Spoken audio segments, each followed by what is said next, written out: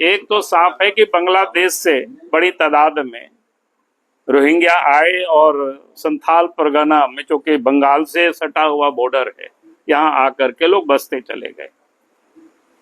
सरकार ने भी माना है उसको, और अभी तो हाई कोर्ट ने भी एक जजमेंट दिया है, और सभी नहीं, इलाहाबाद नहीं, यहाँ रांची कोर्ट ने, और सभी डीसी को कहा है कि भाई जो घुसपैठिया है उसको आप पहचानिए। तो ये जो मैंने आपको डेमोग्राफी बताया, अगर इसमें से आप देखेंगे तो साहेबगंज और पाकुड़ जिला का मैं आपको अलग से थोड़ी सी आंकड़ा बता देता हूं, तो आपको और समझ में आ जाएगी। पाकुड़ जिला में 2001 में, मतलब क्या बोलते हैं, 7 लाख पॉपुलेशन थे, 7,02,000। उसमें आदिवासी 3,12,000 थे। आज आदिवासियों की आज जो 11 में आबादी बढ़ गई, 9 लाख की आबादी हुई 7 लाख से। तो आदिवासी मात्र 3 लाख क्या बोलते हैं 79,000, यानी यहाँ 46% से यहाँ 42% आ गए। उसी प्रकार से क्या कहते हैं, साहेबगंज में भी, जहां पर आदिवासी 29% से 2001 में, और 2011 में आकर के वो 26% आ गए। यहाँ तो आदिवासी 3,08,000, यानी 29 में से 26% हो गया, तो 2 लाख क्या कहते हैं 2,70,000 और 3 लाख, यानी मामूली जिसको कहते हैं ना कि गिरावट ही लगातार सीधा सीधा होते चला गया। तो कि हमारी पार्टी में, इसलिए कह रहा हूं ना, ये आपको गलतफहमी है कि हम वोट की राजनीति करते, हम देश के लिए राजनीति करते। आप याद करिए 1953 में डॉक्टर श्यामा प्रसाद मुखर्जी, उस समय कितने सांसद थे हमारे, देशव्यापी भी पार्टी नहीं बनी थी बहुत बड़ी, तब भी जम्मू कश्मीर में 370 की हमारी पार्टी ने विरोध किया, देशव्यापी विरोध किया। उस समय तो पता नहीं था कि नरेंद्र मोदी जी के नेतृत्व में सरकार बनेगी और 370 हम हटा पाएंगे। हम सब लोग भी सोचते थे, आप भी सोचते होंगे, पता नहीं होगा कि नहीं होगा, लेकिन उस समय उन्होंने बलिदान दिया, और जम्मू कश्मीर उस समय परमिट लेकर के जाना पड़ता था, बिना परमिट के घुसे, उनकी गिरफ्तारी हुई, जेल में वो शहीद हो गए। तो हम देश के लिए राजनीति करते हैं, हम ऐसा नहीं है कि इसके लिए हम राजनीति करते हैं वोट के लिए। और मैंने आपको बताया कि ये जो आज संकट है, आदिवासी का ही नहीं, धीरे धीरे सभी का संकट होगा। और मैं तो कहता हूं, आप पाकिस्तान को देख लीजिए ना, मुस्लिम कंट्री, अफगानिस्तान से भी मुसलमान थे, अभी कितने लोगों को बाहर अफगानिस्तान भेज दिया, जो जिनको शरणार्थी के रूप में रखा था उनको बोझ बोझ करके वहां से भगा दिया। हमारा सवाल ये नहीं था, हमारा सवाल ये है कि जो आबादी जो बढ़ी, चाहे घटी या मुस्लिमों की बढ़ी, जैसा आप जो है आंकड़ा बता रहे हैं, तो जब आपकी सरकार रही तो आपके भी तो पदाधिकारी के कार्यकाल में ऐसा हुआ, तो क्यों इस ठोस कदम नहीं, पहली बात तो मैं कहूंगा कि उस समय हम सब लोगों ने इसको देखा नहीं था। आप कहेंगे इसको कैसे आपने देखा? जब पिछले चुनाव में राजमहल क्षेत्र में एक एक बूथ पर 123% की वृद्धि हुई है, उन्हें 2019 और 2023 के बीच में मतदाता होगी, तब ये ध्यान में आया कि भाई इतनी बढ़ोतरी, वृद्धि कैसे हो सकती है मतदाता की, क्योंकि वहां तो कोई नया फैक्ट्री भी खुला नहीं उस क्षेत्र में।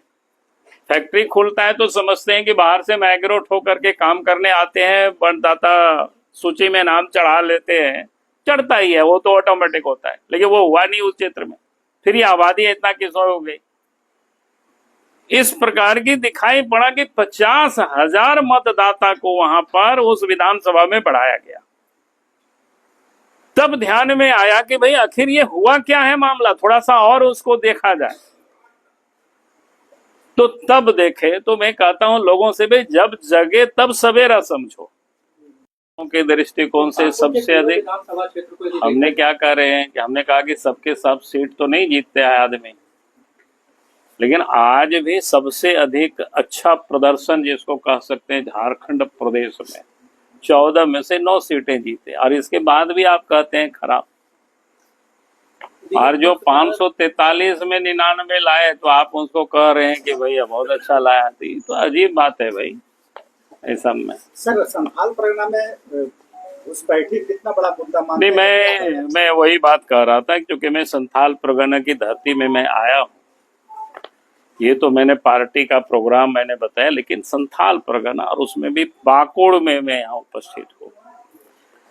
तो संथाल परगना में लगातार खास करके जो ट्राइबल की पॉपुलेशन है वो समाप्त हो रही है। यानी अगर हम कहें कि संथाल परगना के अस्तित्व ही खतरे में है और यहाँ के आदिवासी किस प्रकार से धीरे धीरे वो समाप्त हो रहे हैं, उसकी मैं आंकड़ा आप सब लोगों के समक्ष रखना चाहूंगा। और मैंने इसलिए इस बात को कह रहा हूं कि यह आंकड़ा कोई बीजेपी ने तैयार किया ऐसा नहीं है, कोई बाबूलाल मरांडी ने तैयार किया ऐसा नहीं। यह आंकड़ा सेंसस का है। भारत सरकार प्रत्येक 10 वर्षों में सेंसस करती है, उसकी आंकड़ा है। उसमें भी नरेंद्र मोदी जी जब 2014 में प्रधानमंत्री देश के बने तो 21 में सेंसस होना था, लेकिन कोरोना के कारण वो भी सेंसस नहीं हो पाया 21 में। और इस कारण से मैं कह सकता हूं कि भाई ये जो सेंसस है पूर्व की सब सेंसस है, 2011 के पहले जितना भी सेंसस हुआ है आजाद भारत में, उसकी मैं आंकड़ा आप सबके समक्ष रखना चाहूंगा। और ये सिर्फ आदिवासी नहीं, सबके लिए ये चिंता का विषय है, विचार करने का विषय है कि आखिर इतनी बड़ी आबादी जो आदिवासियों के, जिन लोगों के संघर्ष के बदौलत संथाल परगना भी सिदो कानो का संघर्ष आप सबको पता है, उसके कारण से संथाल परगना बना, एसपीटी एक्ट है, सब कुछ होते हुए, लेकिन आज संथाल परगना में आदिवासियों का अस्तित्व बिल्कुल खतरे में है। जिस रफ्तार से आदिवासियों की पॉपुलेशन जो यहाँ पर कम हो रही है, तो मैं कह सकता हूं कि आने वाले 50 वर्षों के बाद शायद जैसे पहाड़िया लोग यहाँ कुछ बचे हुए हैं, तो उसी प्रकार से संथाल भी यहाँ दिखाई पड़ेंगे। तो इसलिए मैंने बार बार कहा है सरकार से भी कि भाई सरकार को एसआईटी गठित करके पूरे मामले की जो पॉपुलेशन थी 44.67%, उस समय मुस्लिम पॉपुलेशन थी 9.44% और अन्य पॉपुलेशन था 45.9%। 1951 के बाद दूसरा जो सेंसस हुआ 1961 में, प्रत्येक 10 साल होता है, आप सबको पता ही है। आदिवासियों की पॉपुलेशन 44.67 से घट करके 38.24% आ गया, यानी घटा, नीचे उतरा। मुस्लिम पॉपुलेशन 9.44 से बढ़ करके 13.77% हुआ और अदर जो पॉपुलेशन है वो 48.0 उसके बाद 1971 में जनगणना होता है। 1971 में आदिवासियों की पॉपुलेशन में फिर गिरावट आई तो 36.22%। मुस्लिम की आबादी 14.62%, अन्य की आबादी 49.2%। उसके बाद 1981 में फिर सेंसस हुआ तो ट्राइबल की पॉपुलेशन थोड़ा इजाफा हुआ 36.80% और मुस्लिम की आबादी 16.44%। अन्य की आबादी में थोड़ी सी कमी आई है, फिर 46.8%।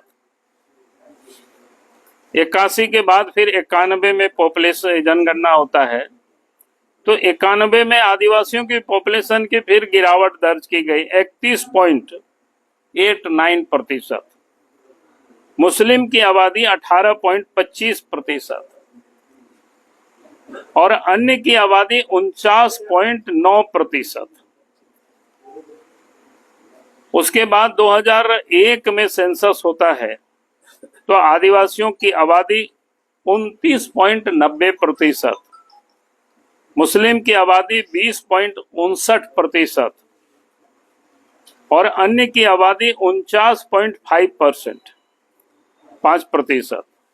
उसके बाद अंतिम जो सर्वे हुआ है वो 2011 में आदिवासियों की आबादी 28%, मुस्लिम की आबादी 22.73%, अन्य की आबादी 49.2%।